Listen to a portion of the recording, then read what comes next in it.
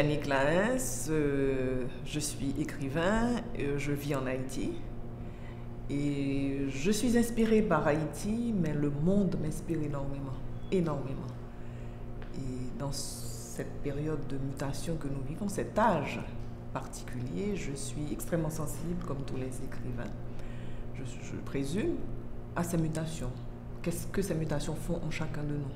Pour la Caraïbe, indiscutablement, des gens que j'ai lus et que j'ai aimés, comme Simone Schwartzbart, Maryse Condé, Jamaica Kincaid, que j'aime beaucoup aussi. Donc, j'ai cité beaucoup de femmes.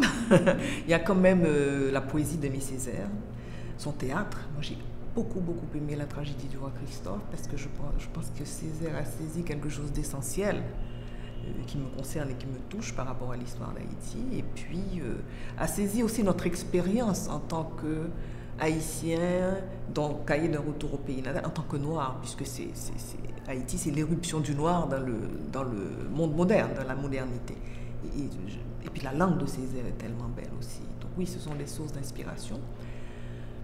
Pour l'Afrique, j'ai beaucoup aimé d'abord des écrivains d'Afrique du Sud, comme Brink, que j'ai beaucoup aimé, comme Kodzi. Il y a des choses de lui que j'aime, il y en a que j'aime moins.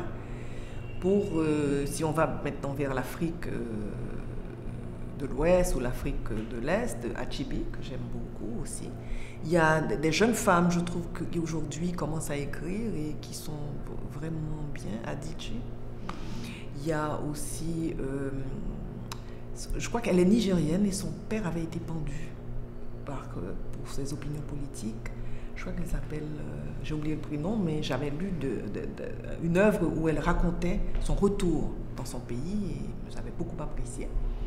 Parmi les écrivains les plus anciens, il y a Allah n'est pas obligé, et En attendant le vote des bêtes sauvages, j'ai beaucoup aimé l'humour de ce grand écrivain, Nkrumah. Voilà, donc ce sont ces gens-là qui m'ont quand même nourri énormément. Moi, je crois qu'aujourd'hui, il y a quelque chose qui a eu lieu en Haïti à partir des années 90. À partir des années 90, c'est, je crois, que l'irruption des femmes sur la scène littéraire haïtienne. Je pense qu'elles ont apporté leur voix VOIX et elles ont tracé une voix VOIE au roman et aux nouvelles.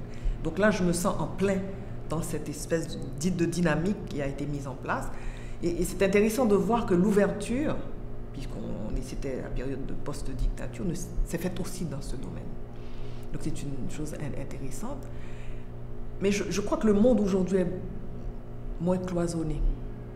Donc on a des contacts avec d'autres inspirations. Et je crois que c'est beaucoup plus une inspiration d'Haïti dans la Caraïbe, Haïti en Amérique du Nord, Haïti dans le monde. Qu'est-ce que je veux dire par là?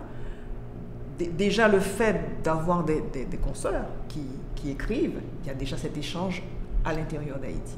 Dans la Caraïbe, j'avais cité Jamaica Kincaid, Gisèle Pineau, Maryse Condé. Je pense qu'il y a une très grande ouverture, aujourd'hui, beaucoup plus qu'avant, de nous écrivains et nous femmes écrivains sur cette Caraïbe.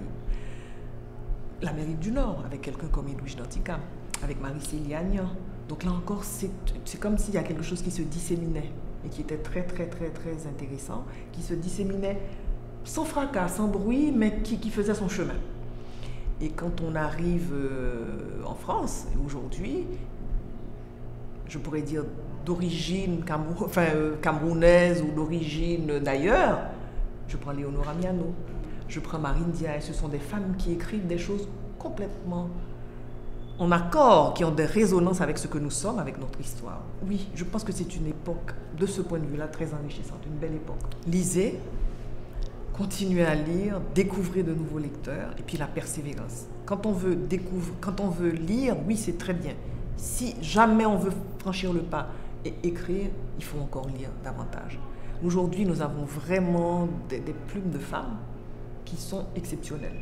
Et je crois qu'il ne faut vraiment pas rater cette occasion d'entendre une autre voix, parce que ça fait quand même des siècles qu'on entend la voix des hommes. Je pense qu'il faudrait diversifier un peu et commencer à écouter les femmes.